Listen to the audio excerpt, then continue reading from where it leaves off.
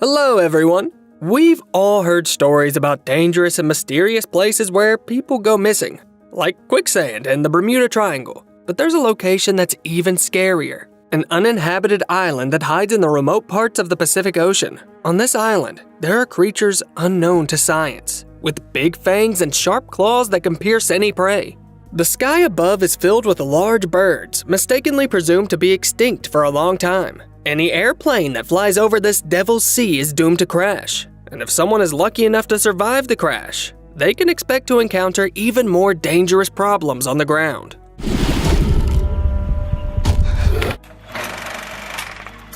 The movie opens up in 1945, in the sky above the Bermuda Triangle of Asia, also known as the Devil's Sea. This cursed area south of Japan in the Philippine Sea is where ships mysteriously disappear. Two American pilots are homeward bound following the victory in World War II. They're expecting a hero's welcome and the joys of reuniting with loved ones. But then, their plane's instruments start going haywire. A weird object zooms past them with a haunting screech, followed by a strange bird colliding with the windshield. The plane flies into a flock of pterodactyls, leading to the simultaneous failure of both engines. The pilots hastily eject from the aircraft. The first pilot's parachute deploys successfully, guiding him to a nearby uninhabited island. The second pilot plummets into the ocean, desperately pulling the parachute's cord. Miraculously, the parachute eventually opens just in the nick of time. You're a lucky bastard. His luck comes to an end when the huge reptile swallows the pilot like a fly. His partner is marooned alongside prehistoric monsters, completely cut off from civilization.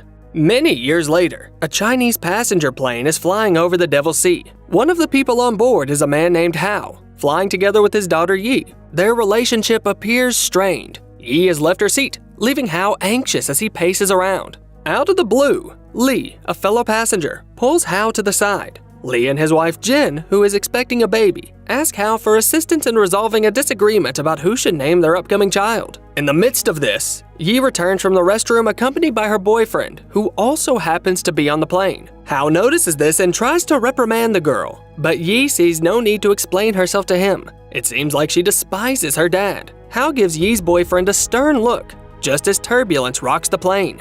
The sudden jolt leads to a drop in cabin pressure, sending Hao flying down the aisle. Panic ensues as passengers quickly don oxygen masks, while the pilots urgently send a distress signal. The plane's instruments go haywire due to an abnormal electromagnetic field. The captain lowers the plane's altitude, and things seem to go back to normal for a moment. A young blogger pulls out their phone to film some content for her social media. Passengers let out a sigh of relief. However, out of nowhere, the plane suddenly flies into a flock of pterodactyls. The engines catch fire and a part of the tail breaks off, throwing the aircraft into a rapid descent. The pilots struggle to regain control, spotting an uninhabited island below, where they plan to make an emergency landing. Unfortunately, the engine malfunctions, resulting in a fiery explosion that breaches the cabin. The decompression pulls passengers from the plane, but an unbuckled Hao manages to cling and then make it to his seat and fasten his seatbelt. He holds his daughter's hand tightly, and soon, the plane crashes into the water with a deafening rumble. Despite a successful landing, the plane's momentum propels it towards a cluster of rocks. The impact breaks the plane in two. Tragically, the pilots die in fire, and the rear section with the passengers is flung aside. Everyone on board passes out from high G-force. Later, Hao regains consciousness and helps Yi out. Fortunately, they are barely injured. The plane ended up on a sandy beach, but not everyone is as lucky. A flight attendant tries to help the injured passengers. Meanwhile, Jin complains to her husband about stomach pain. Yi's boyfriend, Chang, has made it through too and comes over to talk to her. 没事吧？ The blogger's already filming another video, and the crew is trying to get their walkie-talkies working, but there's no signal. With Hao's help, they figure out that their flight path took them through the Devil's Sea. The authorities should be able to locate them and dispatch a rescue team to get them, but until then, they've got to survive on their own for over a day. The passengers are getting worried. They've got very little food and even less water. Hao, Chang, and Lu head into the woods to find supplies. Along the way, Hao finds out that Chang is studying history in college. In a straightforward manner, Hao tells him to stay away from Yi. Meanwhile, on the beach, one of the survivors explores the shallow water and finds someone's wallet there. He pulls out some money from there, looking forward to spending it. At that moment, an unknown creature drags him underwater. The others don't notice it and continue tending to the wounded. Jin asks Yi about her relationship with her dad. It turns out that the girl's mom died recently, and she and her dad were flying back after her funeral in Australia. Yi shares some leftovers with Jin, and afterward wants to smoke a cigarette. The woman stops her and asks her not to fume around her. Meanwhile, Hao keeps asking Chang about him and Yi. The guy answers that they've been together for around a year. This makes the dad furious, as he believes his daughter is underage. 1100年的，今年都19岁了。大叔，你不会连你女儿多大都忘了吧？ Lu suddenly interrupts them, having stumbled upon a hut. Inside, they come across old ammo, a knife, and an axe. There's also the diary of the World War II pilot from America, who sketched a map with a water source marked on it. He also mentions that there is a massive crocodile hanging around the shoreline. This scary revelation makes Hao dash back to his daughter. On the beach, a survivor named Fang is trying to stop a flight attendant from helping the injured passengers. This inconsiderate guy claims that she's using up water on people who are as good as dead anyway. But the lady stands her ground and won't hand over the only bottle. Lee steps in to back her up. Fang keeps insisting that when push comes to shove, it's every person for themselves. Even the husband will ditch his pregnant wife to save his own life. That earns him a punch in the face. The fight continues on the shoreline, and Jin, along with the flight attendant, tries to break it up. The rest of the group is just enjoying the show. Fang pushes the flight attendant into the water, and suddenly, a crocodile lunges at him right in front of everyone. The reptile then waddles onto the land and people scatter. Those who can't make a quick getaway end up as crocodile chow. When Hao, Chang, and Lu reach the beach, no one is there. They see crocodile tracks in the sand. This particular crocodile doesn't seem that huge, and all the supplies have been taken away by someone. They conclude that the group has escaped and go after them. But the crocodile is also following the survivors, and it snatches the female flight attendant who tripped and fell. Nobody comes to her rescue. The survivors split into smaller groups, and Yi ends up with a married couple. They come across a fresh water source and decide to stay there. Soon they are joined by the rest of the group, including Hao, Chang, and Lu, who emerge from the forest. They're really relieved to see Yi, but suddenly they hear strange noises close by. It turns out there's a gigantic crocodile sleeping among the rocks they're sitting on. The creature wakes up due to the smell of blood coming from the man's injured leg. Everyone freezes in fear, and Hao tells them not to make any sudden movements. Unfortunately, the guy who caused the crocodile to wake up doesn't listen and calls for help. Instantly, the predator lunges at him, crushing him with its massive jaws. Panic ensues, and everyone starts running away. Hao falls behind and becomes the target of the monstrous crocodile. Hao narrowly dodges its attack, and the crocodile just barely grazes him. As the man falls, the attention of the reptile shifts to a girl whose foot is trapped between the rocks. The crocodile eats the more delicious nameless character while Hao rejoins the group. The first thing he does is reprimand Chang for playing the hero and rushing to people's aid. Someone suggests splitting up to confuse the crocodile, but Hao insists that everyone should stay close to him. As the new person in charge, he leads everyone to the hut. This is where they will spend the night, and the men take turns keeping watch. Hao has a bleeding wound on his arm, and his daughter is trying to help. 你出来干嘛？赶紧回去。我找到了这个，还有这个，可以用来消炎的。 The father takes the ammo from Yi. He clearly believes that the best defense against germs is offense. Pouring gunpowder on the wound, Hao looks for something to ignite it with. Yi gives him some matches, mentioning that she came across them in the plane wreckage. Chang helps cauterize the wound, while everyone marvels at their leader's courage. Lee assumes Hao is ex-military. For dinner, everyone eats leftover food from the airplane. Hao asks Yi for a cigarette. The girl can't handle being so close to her father. She's mad at him for leaving her and her mom during a tough time, then dashes off to the hut. She hasn't talked to her dad in almost 5 years. Lu stays with Hao and mentions it's been a year since he last saw his son. Out of nowhere, a dried-up skeleton falls on them. They figure out it's the person who wrote the diary. There aren't any signs of crocodile bites on him. Early in the morning during his watch, Hao decides to pick some fruit for breakfast. He leaves his daughter with Chang and heads into the woods. The scoundrel Fang and the blogger girl also survived. The girl keeps making videos to gain subscribers upon returning. Out of nowhere, she steps into a green gooey slime and tumbles into a tree covered in the same goo. They decide to walk away and clean up, not noticing the spider webs around them. Suddenly, a pair of pointed legs emerge from a small green egg. At the same time in the hut, everyone wakes up and notices a strange, thick fog outside. There are huge spiders looming right over them. Chang suggests quietly sneaking past the slumbering monsters. Yi doesn't want to leave her father again, but Chang talks her into it. They slowly make their way out of the hut, dodging the sharp legs. Of course, one of the clumsy survivors gets caught in a spider web. The others tell him to carefully take off his clothes to escape. Surprisingly, it works. But then the gang spots a sleeping Lu, who might make a ruckus if he wakes up. Chang skillfully manages to wake him up quietly. All of a sudden, the same troublemaker falls into the spider trap again. Slimy green goo drips on his head, and the hungry spiders awaken to eat the poor guy. The rest hurry off, but it's hard to move fast in a thick fog. A spider blocks their way, trying to stab them with its legs. Lu tosses rocks to divert its attention from the women.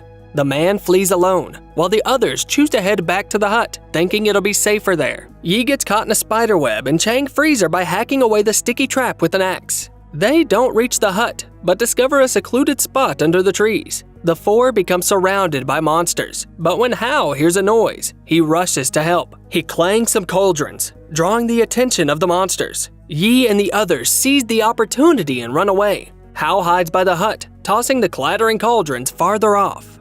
The spiders rush past, and Lu, who managed to survive, happens to be nearby too. Together with Hao, they enter the hut, unaware that one of the spiders is perched on the roof. The monster strikes suddenly, piercing Lu with its leg. Hao responds by slicing off a part of the spider's leg with his knife. As he dies, Lu hands Hao a bag of his personal belongings.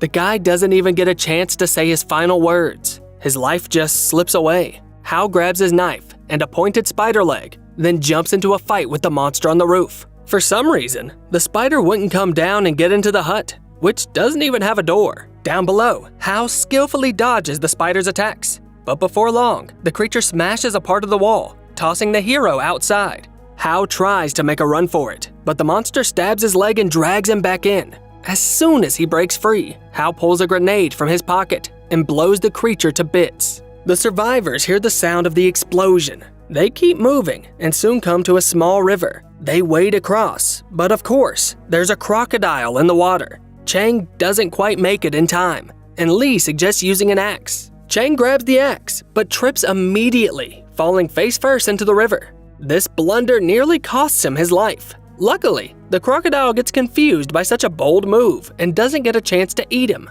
Chang crawls back to the shore, ready to face a heroic end with the axe still in hand. Just in the nick of time, Hao appears flying out of the bushes like Superman and shoves Chang away. In a second leap, Hao skillfully evades the crocodile, clutching onto a tree branch. Accepting the humiliating defeat, the hungry reptile swims away. Hao reunites with the group, and Yi warmly embraces him. Dad has finally won her affection. He assures everyone that things will be okay. While all of this is going on, the blogger covered in green slime and fangs stumble upon a lake. The girl seizes the chance to clean herself, and does it in a rather alluring way. It's so captivating that it triggers some romantic music playing in Fang's mind, causing him to momentarily put aside thoughts of the plane crash, alligators, and their struggle to survive.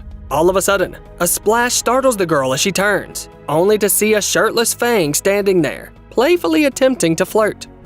当我什么人呢？装什么装啊？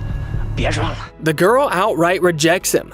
The clueless pickup artist gets so worked up about that he even has a minor heart attack. Just then, a crocodile interrupts their argument by touching the girl's leg underwater. At first, she doesn't realize what's going on. She thinks it's Fang, with his aggressive advances again. But then the actual predator suddenly clamps onto her leg. She desperately reaches for Fang, but the guy isn't interested in helping. Instead, he pushes her away, looking out for himself and leaving her to become the monster's dinner. Meanwhile, the rest of the group keeps trudging through the jungle. They stumble upon a crashed plane carrying a dangerous load of nuclear material. Chang figures that the local creatures might have turned into mutants due to the radiation, yet he still touches things inside with his bare hands. Miraculously, he discovers a working radio in the crate. Using it, Yi lets the rescuers know they're alive, and Li even uncovers a Tommy gun in the cabin. Now they've got a good shot at being rescued, though they still have to fight off monsters. Meanwhile, Fang's taking pills and thinking he can't just kick the bucket that easily. He has a heart condition, and he was flying to have a transplant. He's horrified by a noise in the bushes, but it turns out to be Hao's group. They decide to bring Fang along, though they know of his bad temper and are cautious around him. To intimidate him, Hao shows the man a submachine gun he has found. Rescuers are supposed to arrive from the southeast, and the survivors move toward the beach on the other side of the island. They come out to the river again, which they can no longer cross on foot. Unfortunately, Jin can't swim, so the group has to spend some time building a raft. Hao takes the lead and goes into the water with a vine, with which he will pull the raft. He makes it to the other side, and the rest of the group follows suit. Everything is going smoothly until a crocodile shows up in the distance. At this point, the survivors are in the middle of the river. Hao pulls as hard as he can, but the crocodile is closing in rapidly. Overwhelmed by fear, Fang swims back. Yi and Chang manage to reach the shore, while the married couple are still in the water. Trying to keep his pregnant wife safe, Li pushes the raft ahead while staying behind. 你要干什么？你要干什么？你去！ Li sacrifices himself so his wife can get to shore. The crocodile swallows him, and Fang takes advantage of the situation and gets out of the river. Jin is taken away, though she tries to stay, refusing to believe her husband is dead. The crocodile continues to chase the survivors, and Hao fights it off with a gun. He pulls off another one of his trademark jumps, but the predator just zooms past him. Even though Hao shoots at it with a gun, the crocodile keeps chasing the others. Chang takes Jin to the side, and Yi hangs back with Fang. The huge reptile keeps on their tail, and Fang tumbles clumsily to the ground. He stays there, eyes wide, and the girl comes back to help him. But that turns out to be a mistake when Fang pushes her away, using her to distract the monster and flee. The crocodile sneaks up behind Yi, but right in the nick of time, Hao bursts out of the bushes to save his daughter once again. He keeps shooting, managing to pierce the creature's tough skin. Yi makes a run for it, but stumbles into a thicket. One of the bullets whizzes by, accidentally hitting scoundrel Fang in the leg. The crocodile picks up the scent of blood and goes after Fang. In the process, its tail accidentally hits Yi, who is trapped in the bushes. Yi gets caught by the spikes on the crocodile's tail and is pulled along behind the unsuspecting creature. Fang has another heart attack and then ends up in the jaws of the reptile. Well, good riddance. Having filled its belly, the crocodile continues running, and Hao chases after it. Chang and Jin also join in the pursuit, even though they were told to stay where they were. As the sun goes down, heavy rain blankets the island. The three survivors make their way to the cave following the monster's tracks. Hao quietly goes inside, with Chang close behind, while Jin stays near the entrance. The massive crocodile is sleeping nearby. In a heart-wrenching moment, the woman spots her deceased husband's remains, tears welling up in her eyes. Despite her shock, she manages to stifle any cries, not wanting to awaken the beast. Hao searches for Yi near the crocodile's tail, together with Chang, who is holding a small axe. Seeing the countless bones, the father is losing hope of finding his daughter. He calls out her name, but hears nothing in return. Just as he's getting desperate, Yi comes to her senses and emerges from behind the rocks, wounded and unable to walk. 爸，我以为我再也见不到你了。 They hug, and Hao gives Yi a hand to help her up. But before they can leave, the crocodile wakes up and starts walking around the cave. Yi's dad tells Chang to get his daughter out of there, and he starts shooting at the croc. His plan is to lure the beast deeper into the lair and sacrifice himself to buy time for the others. The boy dashes to his girlfriend, leading her to the exit. Hao finds shelter among the rocks, slipping through tight passages the crocodile can't squeeze into.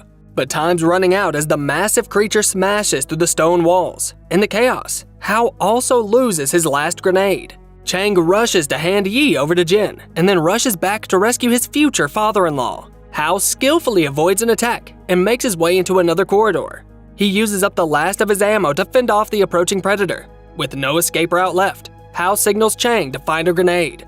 Despite the darkness, Chang finds it surprisingly fast, and then also grabs a piece of the spider's leg. Hao tells him to blow up the monster, but Chang hesitates, not wanting to bury Hao under debris. Instead, Chang uses his axe and hurls it at the creature. The crocodile gets distracted and starts chasing Chang. Taking advantage of the opportunity, Chang yanks out the pin and throws the grenade at the creature. The crocodile collapses and lies still. Hao steps out into the open. 怎么样，大叔？帅吧？帅有什么用？我以前比你帅多了。 Instead of getting praised, Chang ends up facing another round of reprimands from the grumpy Hao. Unable to stand Hao's stubbornness, the crocodile comes back to life and lunges at him. Once again, Hao uses his super jump, this time diving beneath the crocodile's belly. He thrusts the spider's pointy leg into it and lodges a makeshift weapon between the rocks. The creature surges forward, tearing its belly open. This time, it's down for good, and Chang lends a hand to help Hao out of the cave. The women spot them and can't believe their eyes. The men hurry them to leave this accursed island. 快走吧，叔叔可再也不能待下去了。你叫我什么？叔叔，错了。 Finally, Yi gets rid of the cigarettes, leaving them for the monsters. The survivors head towards the beach, where rescue helicopters are already on their way. There's real evidence of an airplane crashing in the Devil's Sea in 1945. The pilot managed to send a distress signal before the plane went down. His final words were, "Something's going on in the sky. The sky just opened up." Over the next 10 years, 9 ships mysteriously sank in that area, even when the sea was completely calm. A Japanese ship on a mission to explore this dangerous region also disappeared. Later research has revealed that the region has a specific presence of gases above the ocean floor. These gases can rise to the surface suddenly, posing challenges for shipping. Other possible reasons for the supernatural occurrences could be underwater volcanoes, which are quite common in the area. Because of these seismic activities, certain tiny islands in the Devil's Sea sometimes end up underwater, while others suddenly rise above the water. Since there's no official marking of the exact location of the Devil's Sea on any worldwide map, it's tough to accurately figure out its size and boundaries. Despite the low rating and obvious plot holes, the movie was a commercial success. It raked in over $2 million at the box office, which is way more than what it cost to make. Plus, it earned the title of the highest-grossing online movie release in China for 2020.